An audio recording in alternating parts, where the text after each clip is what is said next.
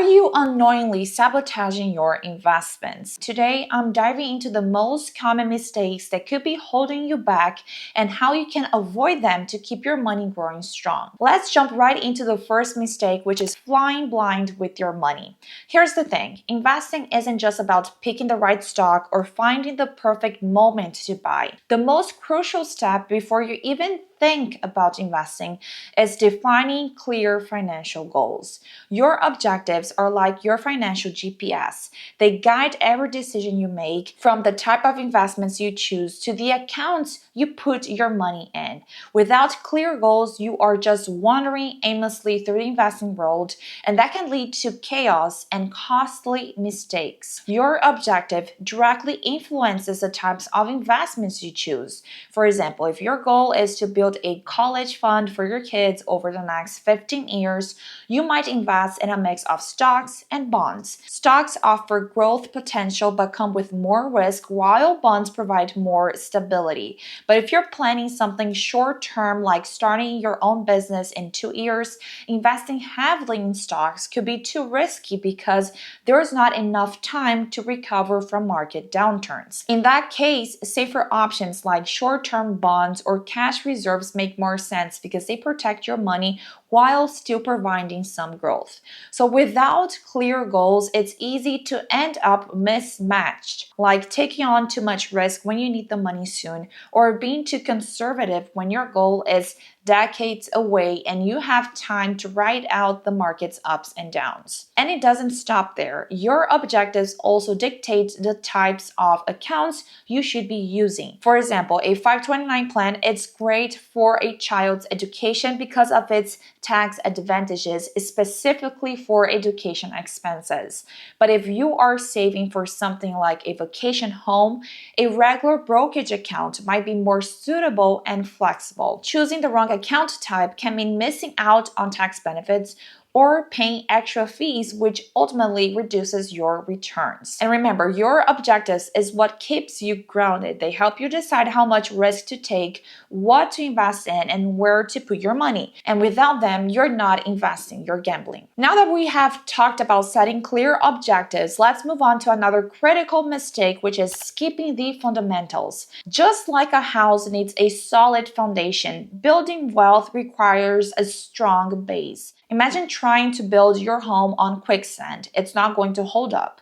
The same goes for your finances. There is a recommended order of steps to make sure you're not building on shaky ground, and it starts with high interest debt. High interest debt is like a hole in your financial foundation. It can drain your resources faster than you can build them up. Credit card debt, for example, often comes with double-digit interest rates and can quickly snowball. Paying off this debt should be your first priority because the interest you're paying is likely far higher than any returns you'll get from investing that money. Once you have tackled high interest debt, the next step is building an emergency fund. Life happens, unexpected expenses, medical bills, car repairs, and when it does, you don't want to have to sell your investments at a loss or rack up more debt. Aim to set aside 3 to 6 months of living expenses in a high-yield savings account that is easily accessible. And this way, when the unexpected strikes, you are prepared. Now, here's where things can get a bit more personalized. If your employer offers a retirement match, say in a 401k plan, it might make sense to contribute enough to get that match, even if you're still building your emergency fund. It's essentially free money, and it will boost your savings without any extra effort from you, so you don't want to leave it on the table. Once your emergency fund is in place and you're taking advantage of any employer retirement match, it's time to increase your retirement contribution to 10 to 15% of your income.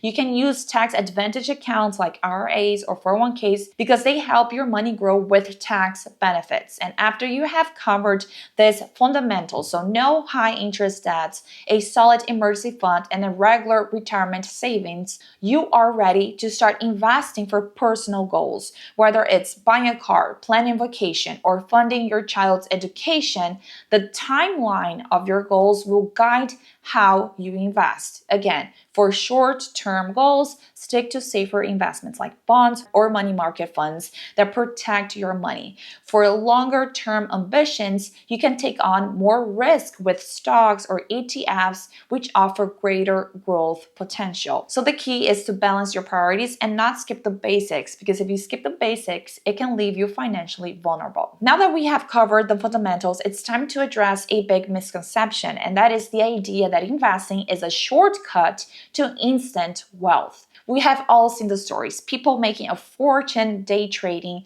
riding the latest crypto wave, or betting big on the next hot stock.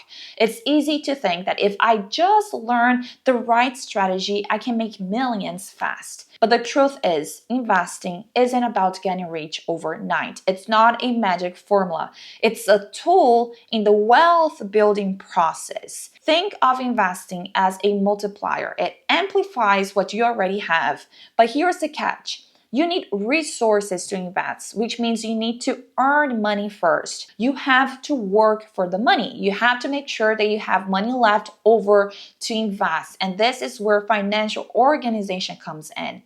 Get your finances in order and focus on investing your income. And the goal is to create a surplus, extra income that you can set aside, because the more you can invest, the more your wealth can grow over time. And no, you don't need to start with thousands of dollars. Start small. It's the habit of consistent investing that makes a difference. And as your financial situation improves, you can increase your contribution, letting compounding work in your favor. There's this conversation between Bezos and Warren Buffett. I actually think it's an interview where Bezos asks him, "You're one of the most richest men in the world, and your investment thesis is so simple. How come that more people don't follow it?" And then Buffett answers, "Because no one wants to get rich slowly." The key is to think long term. Wealth doesn't happen overnight. It's built through patience, discipline, and smart decisions. To make this video complete, we have to talk about one of the most common pitfalls, which is investing in products or assets that you don't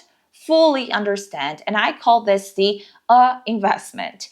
It happens all the time, whether it's driven by hype, advice from your friends and families, or the illusion that there is some best investment just waiting to make you rich. Honestly, the whole idea of the best investment really gets under my skin, because if there was such a perfect investment, everyone would be in it. There will be no need for strategies, no point in diversification, and financial advisors would be out of job.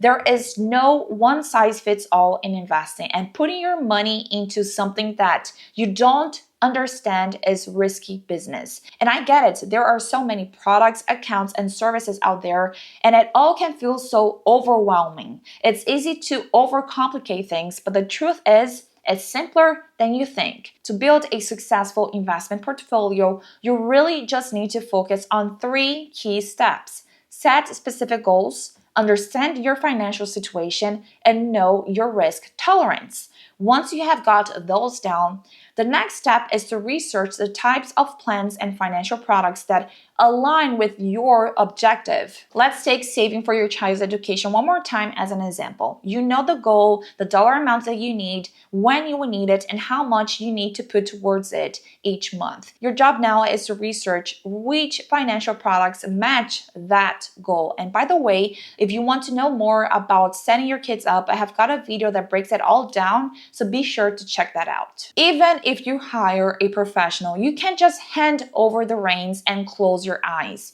You need to have basic understanding of what's happening with your money, because at the end of the day, no one cares about your financial future as much as you do. So before you jump into the next big thing or follow someone else's advice blindly, make sure you have done your homework. Know what you are investing in, why it fits in your plan, and how it aligns with your goals. I hope this video was helpful. Thanks for watching, and catch you next time. Bye-bye.